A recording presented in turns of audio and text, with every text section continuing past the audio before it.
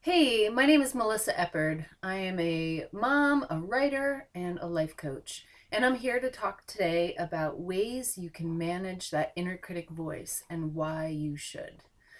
So, the first thing I recommend to people is to identify that voice, you know, name it.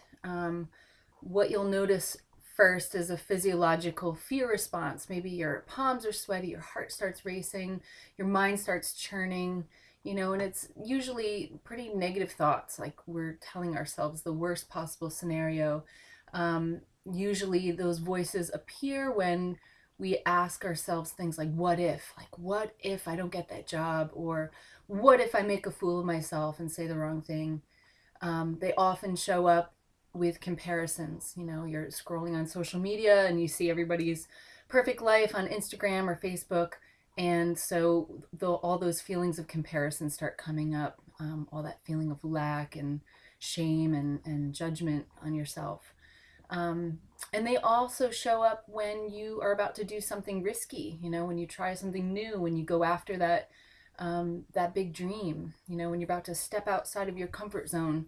That's when those fearful inner critic voices come up. So I like to name it first. One of mine is Perfect Patty. She is afraid of making mistakes. Everything has to be just right. And I'll tell you, that feeling, when that voice comes up, it keeps me small. It keeps me safe, not really satisfied, but it keeps me from failing, I suppose. Keeps me from learning. And I wouldn't be able to do the work that I do if I listened to that voice all the time. So once you identify that voice, you get a sense of the messages that are coming up. Name it. Maybe it has a certain quality that reminds you of somebody in your life.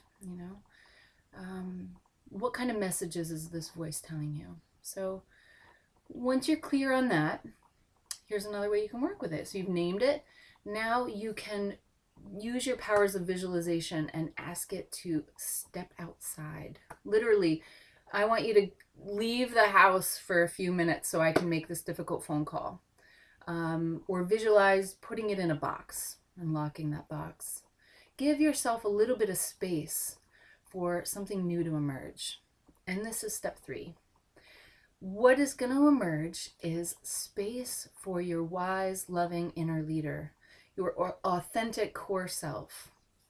And I'm going to be leading a workshop called Aligning with Your Inner Leader on Thursday, February 22nd at Woodstock Healing Arts from 6:30 to 8:30. And in this workshop, I'm going to offer some other ways you can work with that saboteur or inner critic voice. And we're going to do some guided visualization to really tune in to the messages of our wise, loving, omnipotent inner leader or higher self. Some people like that term. Imagine if you were choosing and deciding from that place. What would be possible in your life? If you weren't always listening to the fearful, critical, worst case scenario voices in your mind. So I'm going to teach you some ways to develop that relationship with your inner leader.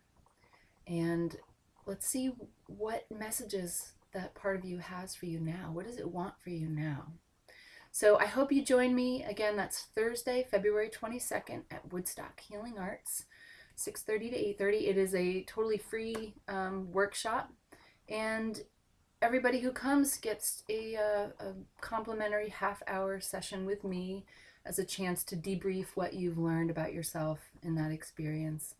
And, in the meantime, I welcome you to, I encourage you to comment below or send me a private message, and I will send you some additional tips, 5 ways to manage the saboteur, also known as the inner critic. So I hope you make it, and have a great day.